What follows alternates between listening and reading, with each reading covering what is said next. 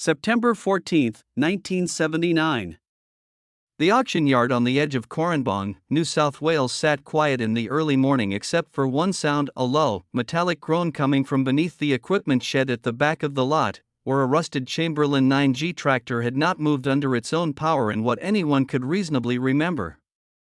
Dale Forsyth, the district auctioneer, stood beside it with his clipboard pressed against his chest and his mouth pulled into a thin, frustrated line. Beside him stood two mechanics he had driven in from Newcastle the previous afternoon: Terry Vance, 26 years old, certified through the TAFE automotive program, with 3 years at a commercial diesel workshop behind him, and Paul Griggs, 31, who had spent the better part of a decade servicing farm equipment across the Hunter Valley. Both men had arrived with toolboxes, a compression tester, a battery pack, and the particular confidence of people who have been paid in advance. The tractor sat under the corrugated iron roof of the shed, caked in orange-brown rust from its engine casing to the base of its rear axle, its seat cracked down to the metal frame beneath, its fuel line visibly corroded where it ran along the left side of the block. There was a paper tag wired to the steering column, Chamberlain 9G, 1963. Engine condition unknown. Sold as is. The auction was scheduled for the following Saturday. Dale needed the tractor either running or declared a complete loss by Thursday morning so he could update the catalog and adjust the reserve. It was now Tuesday. Terry Vance had been under the hood since 7 o'clock.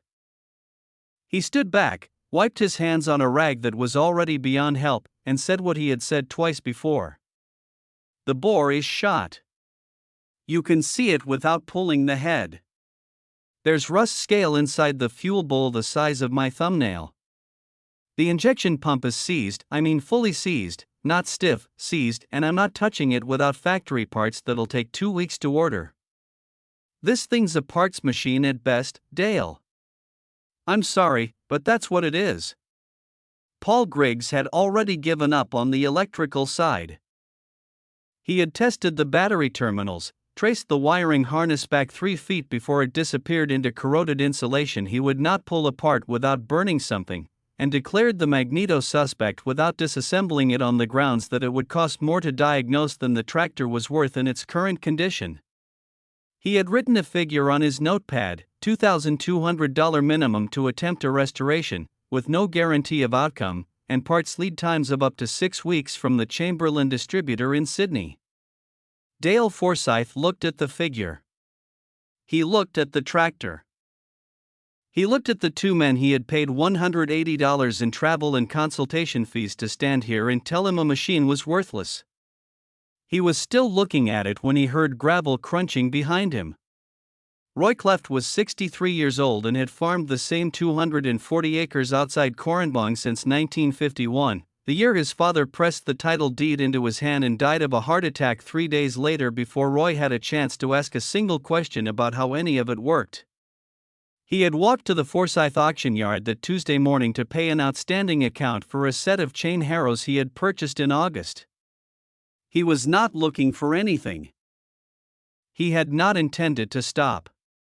But Roy Cleft had a habit, held since boyhood, of looking at machinery the way other men looked at injured dogs, with the automatic, diagnostic attention of someone who felt personally responsible for anything mechanical that was suffering. He saw the Chamberlain 9G from 40 yards away and his pace changed without him deciding to change it. He stopped at the edge of the shed. He looked at the tractor for a long moment without speaking.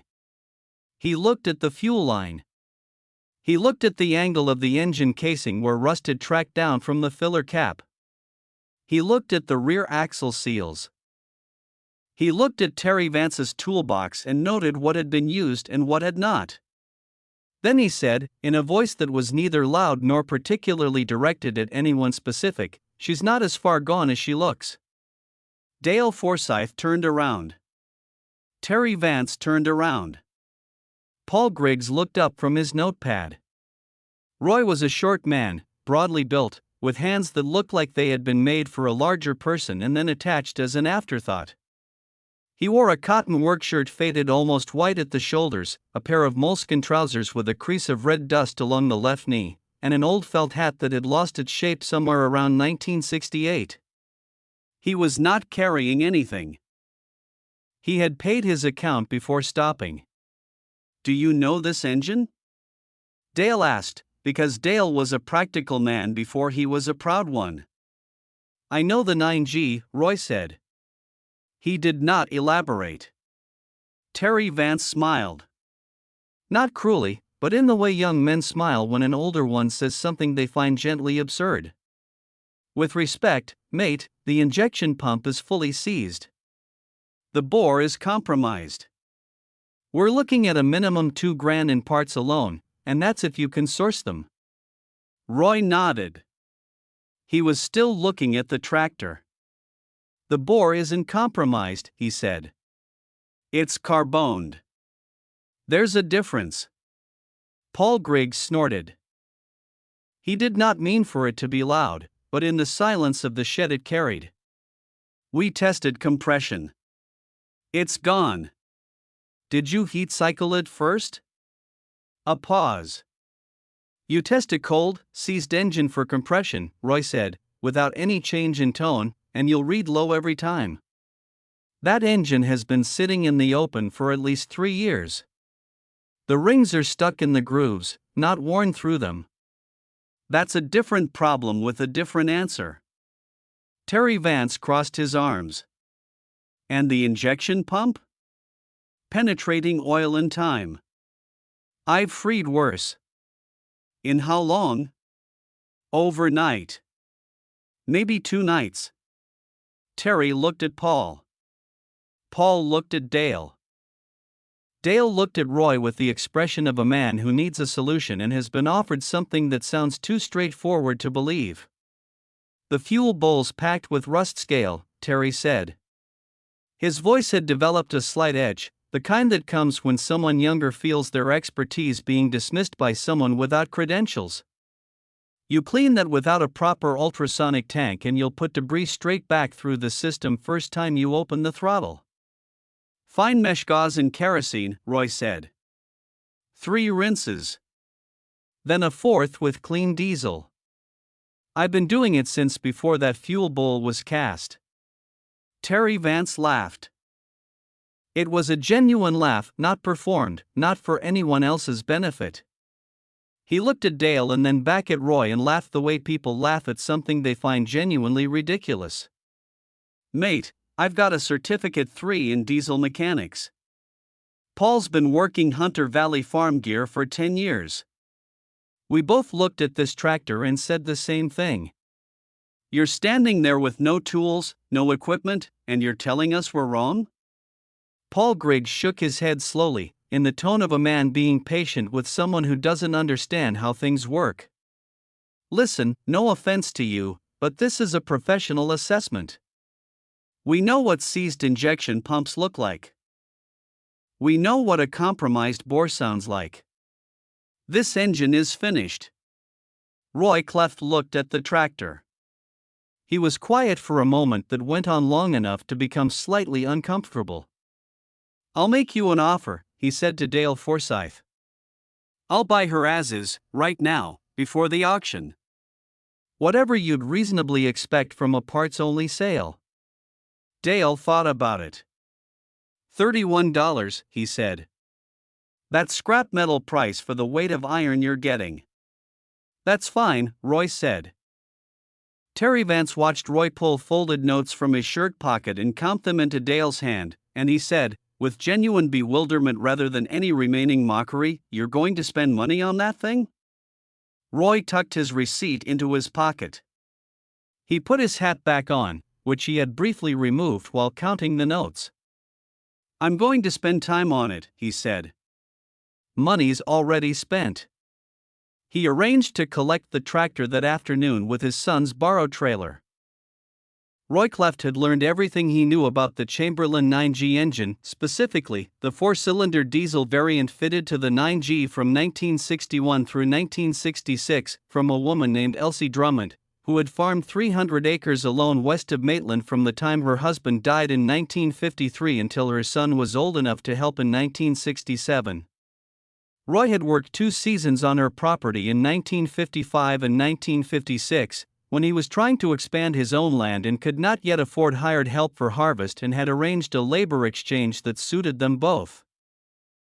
Elsie Drummond had 2 Chamberlain tractors, a C670 and a 9G, and she ran them the way she ran everything on her property, with thorough, unhurried, complete attention to what something actually needed rather than what the manual said it needed.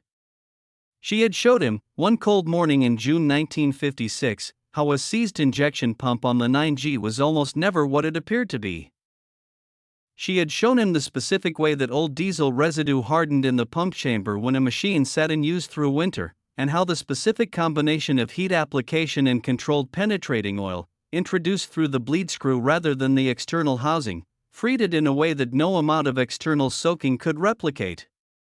She had shown him how to read the difference between a worn bore and a carbone ring by the specific color of the compression smoke under a heat cycle, a trick she had learned from a German mechanic who had worked on similar indirect injection engines in the 1940s.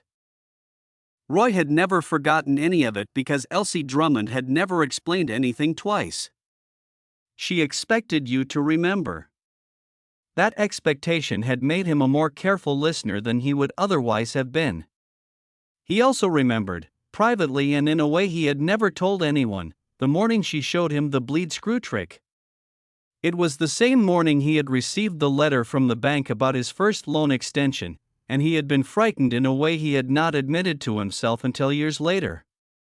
She had looked at him while she worked and said, without looking up from the pump, "The thing that looks finished usually isn't. You have to know the difference between broken and stuck." She had meant the pump. He had heard something else. Roy collected the Chamberlain 9G on Tuesday afternoon and had it positioned in his machinery shed by 4 o'clock. He did not begin immediately.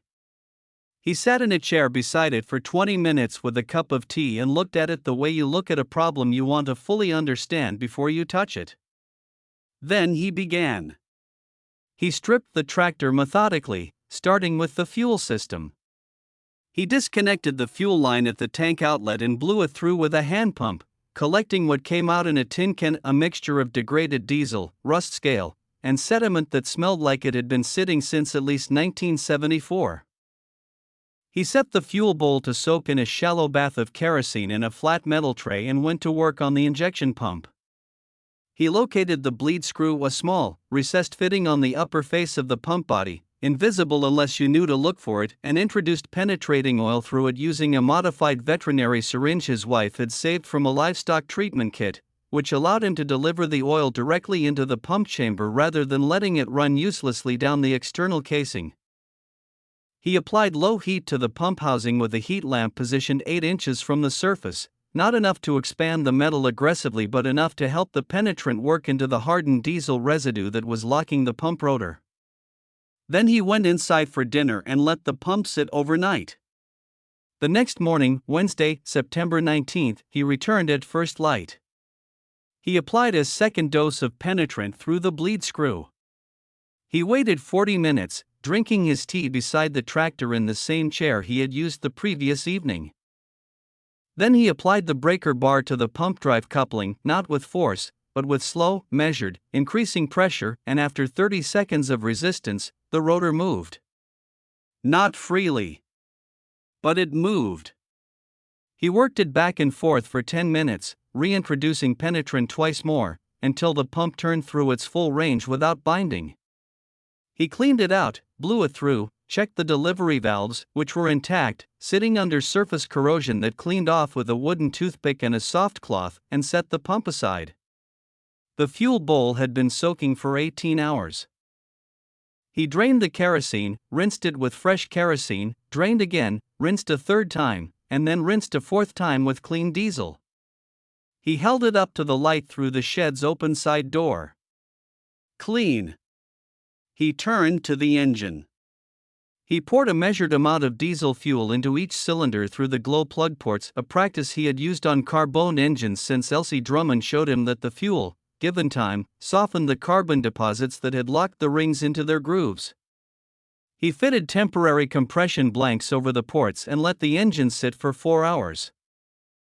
Then he fitted a new battery, a 12-volt unit he had pulled from a serviceable condition from his gray Ferguson he kept as a backup, connected the terminals, reinstalled the cleaned injection pump with new copper sealing washers from a tin he kept in a wooden box on the second shelf of his shed, refitted the fuel bowl, primed the system, bled the air from the injection lines in sequence, and attempted to start the engine. It turned over. It did not fire. He got off the tractor, waited 3 minutes, checked the fuel flow at the first injector line, confirmed it was reaching the injector, bled the line again more thoroughly. Got back on. It turned over, coughed once, a hard, metallic sound that made his son look up from across the shed where he was working on a fence post auger, coughed twice, and fired. The exhaust came out black for 45 seconds. Then dark gray. Then, as the engine heat cycled through its first full warm-up in what Roy estimated had been at least 5 or 6 years, it lightened. He let it run for 20 minutes at low idle, watching the temperature gauge climb and stabilize. He watched for oil pressure, which came up within the first few seconds of running and held steady at a normal reading. He listened to the engine note, which was rough for the first several minutes, and then, as the freed rings began seating again against the bore wall, smoothed into something that was not perfect but was entirely functional. The bore was not compromised. It was carboned. There had been a difference, and the difference had mattered. He let the tractor run for a full hour that first day and 2 hours on Thursday morning. By Thursday afternoon he drove it out of the shed, down the fence line of his eastern paddock, and back. The transmission engaged cleanly through all 4 forward gears. The hydraulics, which he had also flushed and recharged with fresh fluid, operated the 3-point linkage without hesitation. He parked it back in the shed, switched it off, and sat in his chair beside it for another few minutes. The engine ticked as it cooled. His son came and stood in the doorway. "Is it right?" he asked. "She'll do," Roy said. Dale Forsyth heard about the tractor running through his stock agent, who heard about it from Roy's neighbor, who had seen it driving the fence line from the road on Thursday afternoon. By Friday morning Dale had driven out to Roy's property himself, not quite believing it. Roy had the tractor out in the yard when Dale arrived. He started it in front of him, let him listen to it run, put it into gear and drove a slow circle in the paddock adjacent to the shed. Dale stood with his hands in his pockets and watched in silence. "Terry Vance told me it was a parts machine," Dale finally said. "Terry Vance tested a cold, stuck engine and read the result as damage," Roy said. "It's a reasonable mistake if you haven't seen it before." $31, Dale said, mostly to himself. "And 2 days," Roy said. Dale was quiet for a moment. "I would have gotten maybe 800 from a parts buyer. Maybe 1,000 if I found the right one." Roy nodded. He did not say anything. "I'm not saying you did anything wrong," Dale said quickly. "You bought it fair. I'm just—" He stopped. He looked at the tractor, which was still idling in the yard, its exhaust a faint shimmer in the morning air. "I'm just thinking about the $200 I paid Vance and Griggs to tell me it was dead." Roy switched the tractor off. The yard went quiet. A crow called from somewhere behind the water tank. "You want to know the difference?" Roy asked. Dale looked at him. "Terry knew what a seized injection pump looks like," Roy said. "He was right about that, it was seized. But he didn't know what had seized it. He saw the result and called it the cause. The pump was locked with old diesel residue that had hardened over years of sitting. That's not a failed pump. That's a stuck pump. Different problem, different answer, different cost." Dale was quiet for a moment. "How did you know?" "I'd seen it before," Roy said. "On the same engine, same series." 23 years ago. Dale nodded slowly. He looked at the tractor once more. Then he looked at Roy. I should have asked around before I called those two in, he said.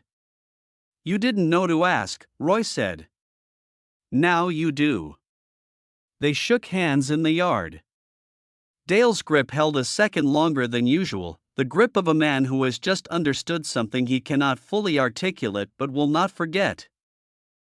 Terry Vance heard about it the following week from a colleague at the Newcastle workshop who had heard about it through the Hunter Valley Farming Network, which carried information about unusual mechanical outcomes, the way water found its way through soil, quietly, thoroughly, and eventually everywhere.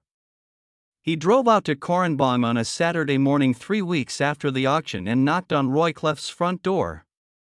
Roy answered it in his work clothes because Roy was always in his work clothes on a Saturday morning. Terry Vance stood on the veranda with his hat in his hands.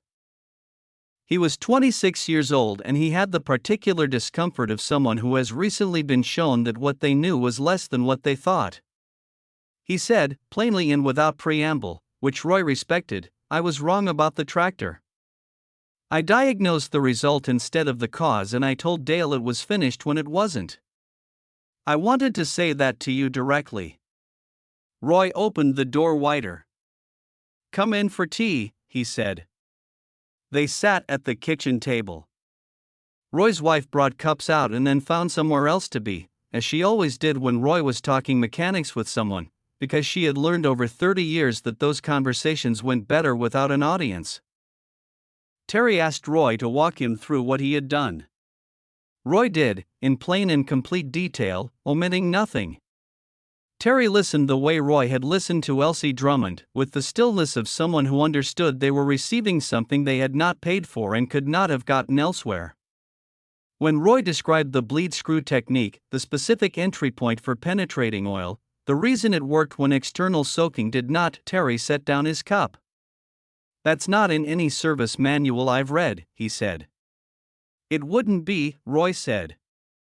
The manual tells you to replace the pump if it doesn't respond to external treatment. Replacing the pump is what they'd sell you. Terry was quiet for a moment. Who taught you that? A woman named Elsie Drummond, Roy said. She farmed west of Maitland. She knew more about the Chamberlain diesel series than anyone I've met before or since. Is she still farming? She passed in 1971, Roy said. Her son has the property now. Terry nodded. He picked up his cup. He looked out the kitchen window toward the shed, where the Chamberlain 9G sat in its bay, already connected to the 3-point linkage of a scarifier that Roy intended to use the following week. You've had it 3 weeks, he said. 4 on Wednesday. And it's working. Working fine, Roy said. Better than fine. The ring's seated properly once she ran a few hours. I'll recheck the valve clearances in another 50 hours of use, but I'm not expecting a problem.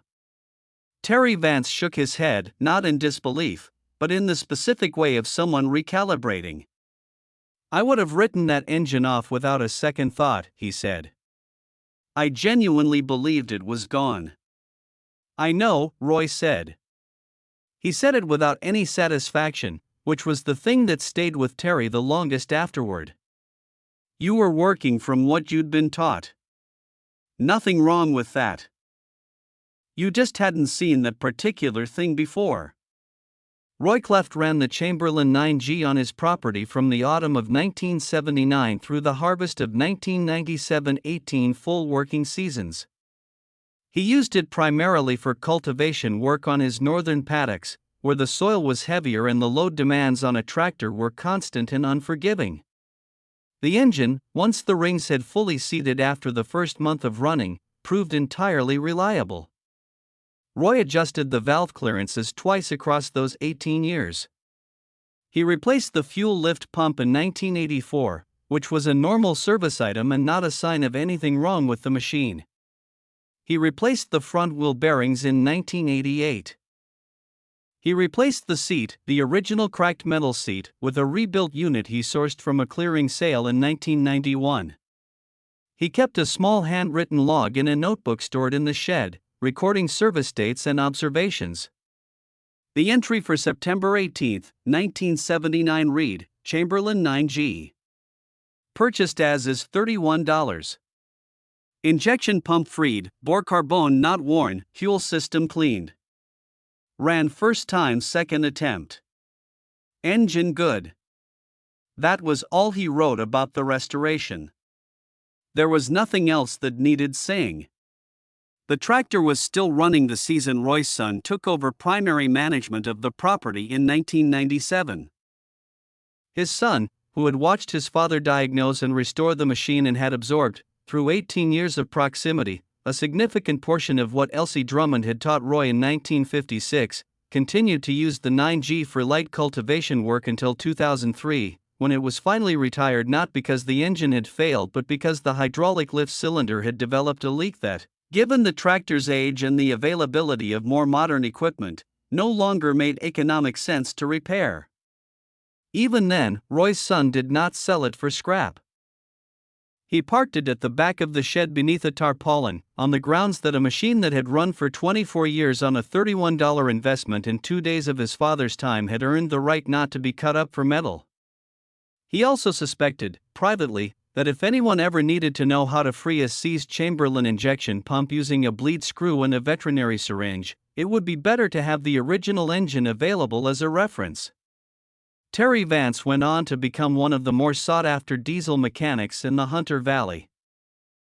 He developed a reputation, specifically, for diagnosing difficult and unusual engine problems on older farm equipment, the kind of problems that other mechanics called irreparable and wrote off. He did not advertise this. He did not explain where the approach had come from. But he kept, on the top shelf of his workshop above the parts catalogs and the service manuals, a single handwritten note on a folded piece of paper that listed the bleed screw method in Roy Cleft's plain, unadorned language, exactly as Roy had described it that Saturday morning at the kitchen table. He had written it out immediately after leaving Roy's property, sitting in his Uda at the end of the farm track, while it was still fresh and exact in his memory. He had not wanted to lose a single step. Dale Forsyth told the story of the Chamberlain 9G at the Corranbong Stock and Station Agents' dinner in 1981, 2 years after it happened, because someone at his table had been discussing the difficulty of valuing old farm machinery with mechanical unknowns. He told it accurately, including the detail about the $180 he had paid the two mechanics and the $31 Roy had paid for the machine. He told it without embellishment, the way the story deserved to be told, and the table was quiet for a moment afterward. Then someone said, "You should have asked Roy first." Dale smiled. "I know that now," he said. Roy Cleft did not change after the tractor. This was because Roy Cleft had not needed to change. He had known what the machine needed from the moment he saw it standing under the shed, and he had been right, and being right had not altered anything about him because being right had never been the point. The point had been the tractor. The tractor had needed someone who knew the difference between broken and stuck, and he had been there, and that was the end of it. He returned to his property on the afternoon he bought the machine, and he fixed it, and he used it for 18 seasons, and he farmed his land. The things that last are almost never the things that look finished.